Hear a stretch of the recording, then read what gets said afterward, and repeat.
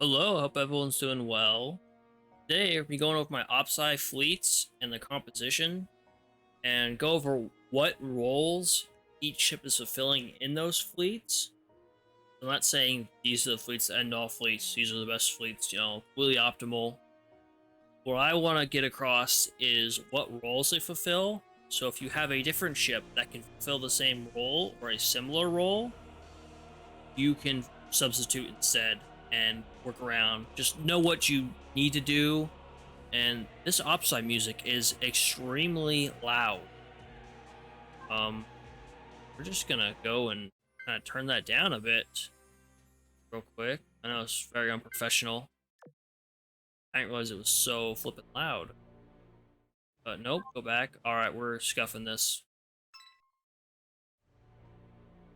So, Fleet 1, you might have noticed a change from my older videos. I rearranged my ships, so I have my mob fleet in Fleet 1, so I don't have to keep swapping around.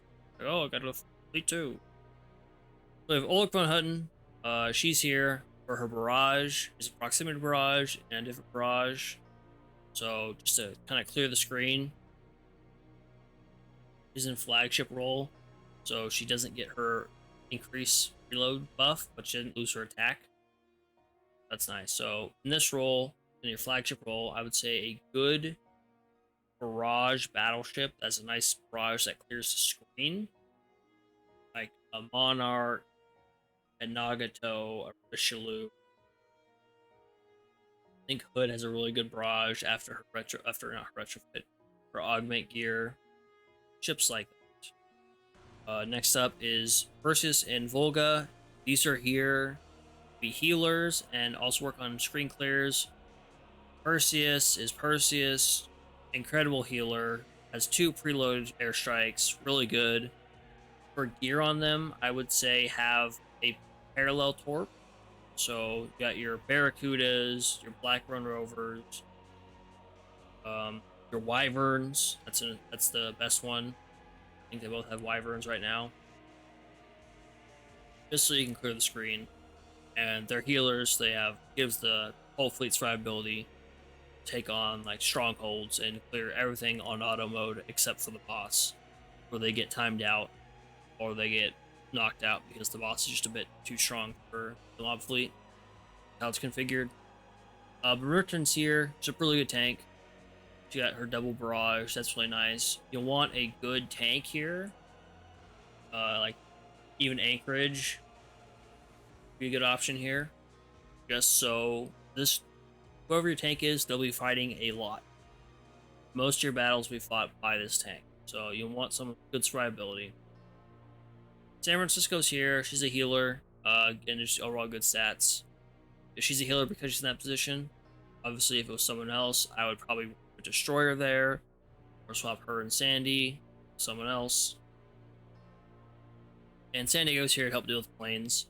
So someone good AA, or someone good torps. And he's not a person with good torps. Sorry, stuttering like hell, choking on my tongue. But yeah, so just solid AA, solid ships, solid survivability, has survival gear on them.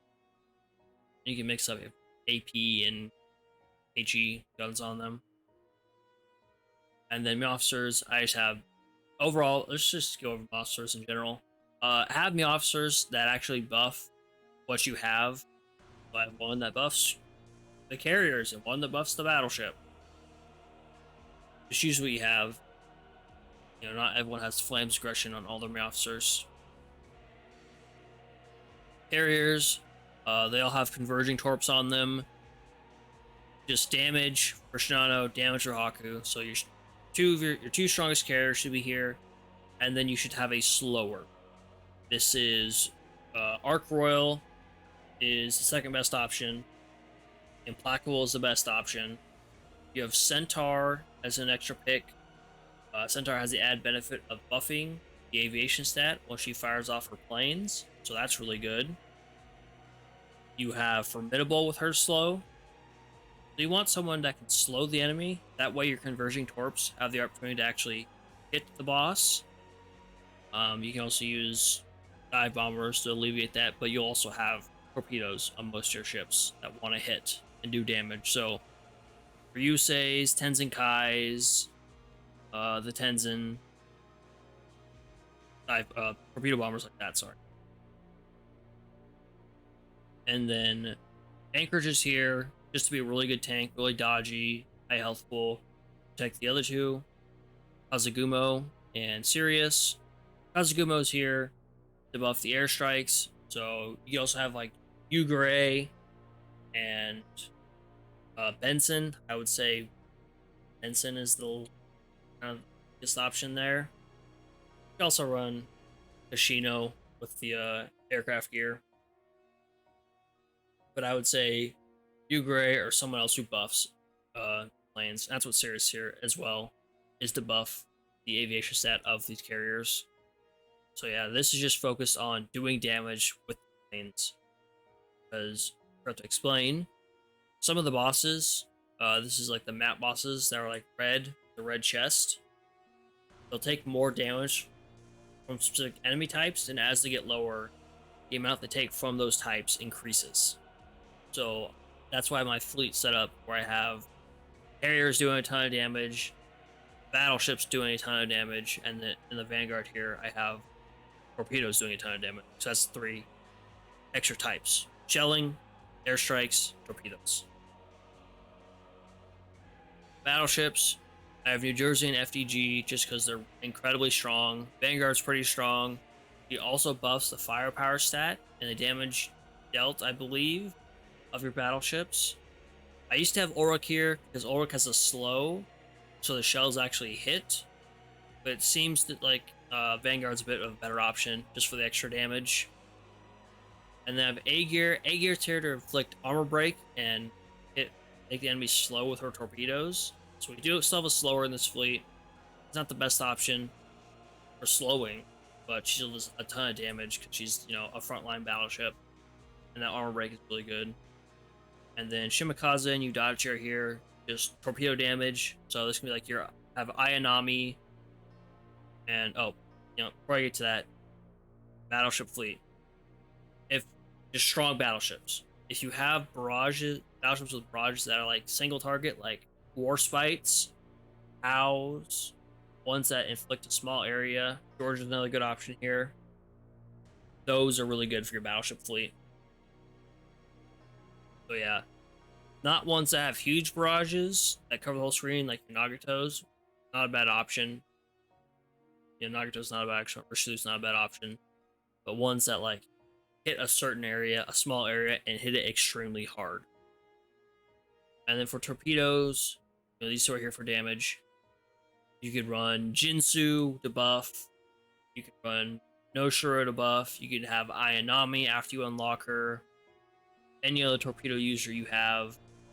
You don't have to run them in this fleet. You can set it up so you have another fleet that's just torpedo dedicated. I just combine these two, just for the hell of it. And then lastly, this fleet is kind of like my auxiliary support fleet, because everyone in the main fleet here buffs out of battle. So while I'm using someone else, they're applying buffs into the fleet I'm using. So Musashi has her barrage, so does Yorktown. Yorktown buffs New Jersey, and then Independence, you can get her from one of the shops, Lance Core Data Shop. Really good after her retrofit. She buffs all your light carriers and carriers aviation reload. So Perseus, Volga, Shinano, Implacable, Haku are all getting buffed. She's fairly strong in her own right. I only got her to 120 recently. I had her at like 86 and she was still doing okay. She's definitely a really good option for like kind of your mesh together fleet. And then yeah, so everyone else here just ones I wanted to use and have good decent stats. Not much to it. And submarines, use what you have. And if you have good options, use Synergy. So I have the American fleet. And yeah, so that's my fleet. I hope this helps you with your building your team comp. And yeah, so hope this is helpful. Hope you enjoy, and I'll see you next time. Bye-bye.